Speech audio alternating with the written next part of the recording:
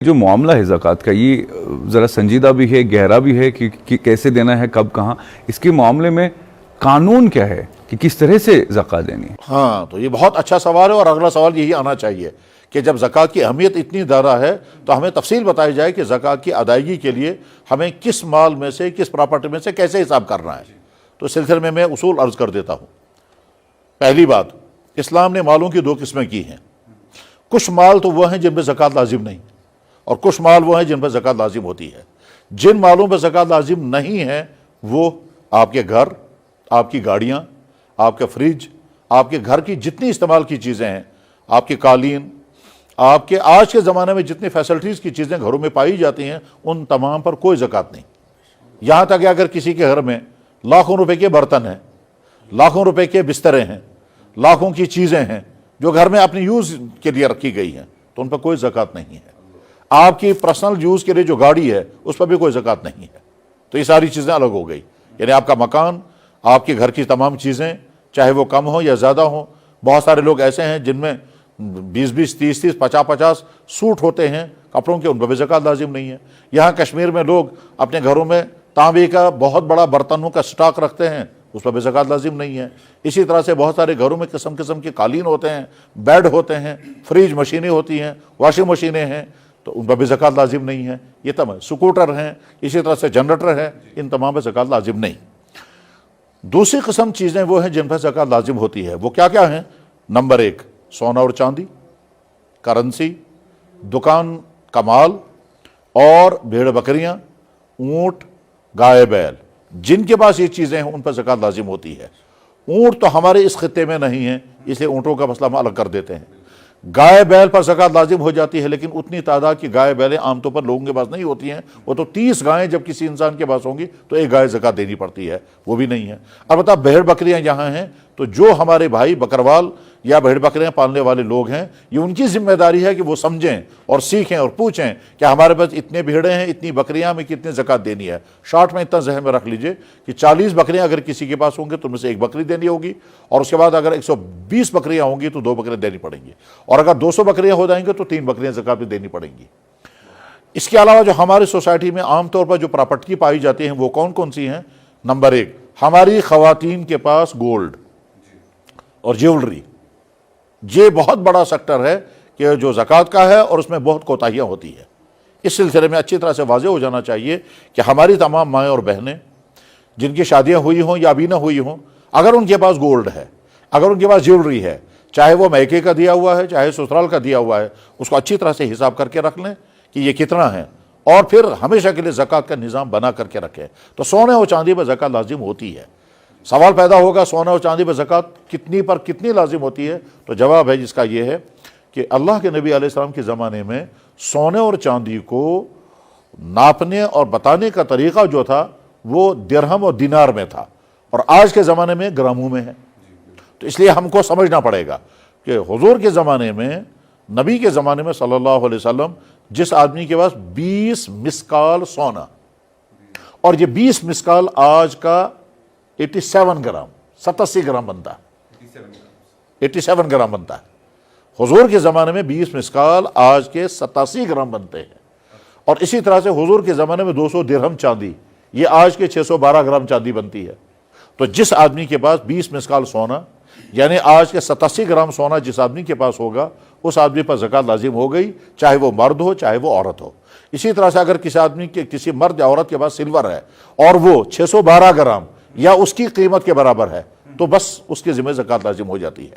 جو ہمارے دکاندار بھائی ہیں، ان کے پاس جو دکان کا مال ہوتا ہے، تو ان کو اصل میں کرنا یہ ہے دکان کے مال کا حساب کرنا ہے۔ یہ دکان کے مال کا حساب کریں گے، اس کے بعد دیکھیں گے دکان پر قرضہ وہ قرضہ منا کریں گے، مائنس ہو جائے گا، اور اگر ان کا پیسہ باہر ہے تو وہ پیسہ ایڈ ہو جائے گا۔ تو اس کے بعد پھر جو بچا ہے اس میں زکوٰۃ دینی پڑے گی 2.5%، یعنی 1 لاکھ میں سے 2,500، 100 روپے میں سے 2.5 روپے۔ تو اب زکوٰۃ کتنی چیزوں پہ لازم ہوئی؟ نمبر 1، دکانداروں پر، دکان کے مال میں۔ اسی طرح سے سونا اور چاندی اگر ہوگا تو مفتی صاحب جو آپ سونے اور چاندی کی بات ابھی چھیڑی، کہ جیسے جو جائیداد گھر میں ہوتے ہیں، جیسے آپ نے گاڑی کی بات چھیڑی، اگر کسی کے پاس گاڑی ہے تو جو یوز میں گاڑیاں ہیں ان میں زکوٰۃ نہیں ہوتی ہے. جو سونا ہماری مائی بہنیں یوز کرتے ہیں, لگاتے ہیں, کیا اس میں بھی ایسا سسٹم ہے؟ بہت اچھا جواب اس کا یہ ہے کہ سونا اور چاندی چاہے یوز ہو رہا ہو, چاہے رکھا ہوا ہو, لاکر میں رکھا ہوا ہو یا کہیں بھی رکھا ہوا ہو, استعمال میں ہو یا استعمال میں نہ ہو, سونے میں ہر حال میں زکوٰۃ ہے. گاڑیوں کا معاملہ الگ ہے. گاڑی جو ہے, گاڑی کبھی اگر پرسنل یوز کے لیے ہے تو اس پہ زکوٰۃ لازم نہیں. اسی طرح سے گاڑی اگر کرائے پر چلائی جا رہی ہے اس پہ بھی زکوٰۃ لازم نہیں. اس پہ بھی زکوٰۃ نہیں ہے. جو گاڑی کرائے پر چل رہی ہے اس پہ بھی زکوٰۃ دی. مثلا کسی آدمی نے سومو خریدی اور وہ کرائے پر چلا رہے ہیں تو گاڑی پر زکوٰۃ نہیں ہے. البتہ جو آمدنی اس کی آئے گی اس آمدنی میں زکوٰۃ ہوگی. لیکن اگر کسی نے گاڑی خریدی ہے بیچنے کے لیے تو پھر یہ سمجھیے دکان کا مال ہے, یہ بیکا ہوا مال ہے بزنس کے لیے, تو اس پر زکوٰۃ لازم ہو جاتی ہے. تو اس پہ سونے کا ہے کہ سونا جتنا بھی ہے اس پہ زکوٰۃ. اس کے بعد پھر آخری چیز جو بڑی اہم ہے وہ سمجھنے کی ہے کہ آج کے اکثر لوگوں کے پاس نہ سونا ہے نہ چاندی ہے, کرنسی ہے یا نوٹس ہے. تو یہ جو نوٹس ہیں, نوٹس پر زکوٰۃ کب لازم ہو جاتی ہے؟ جیسے مثلا فرض کیجئے ہمارے گھروں میں بچے ہیں, ان کے پاس پاکٹ منی, گھر والے ان کو پیسہ دیتے رہتے ہیں, ان کا اکاؤنٹ بھی ہوتا ہے, اس پہ بھی ہوتا ہے. اسی طرح سے کسی نے ابھی بزنس سٹارٹ کیا ہے اور ابھی اس نے کوئی اکاؤنٹ کھولا ہے, اس میں پیسہ جمع ہونے لگا ہے, تو کون سی جگہ سے جا کر کے زکوٰۃ لازم ہو جاتی ہے؟ تو اس کا جواب یہ ہے کہ 612 گرام چاندی یعنی 200 درہم, اس کی قیمت نکالنی ہے.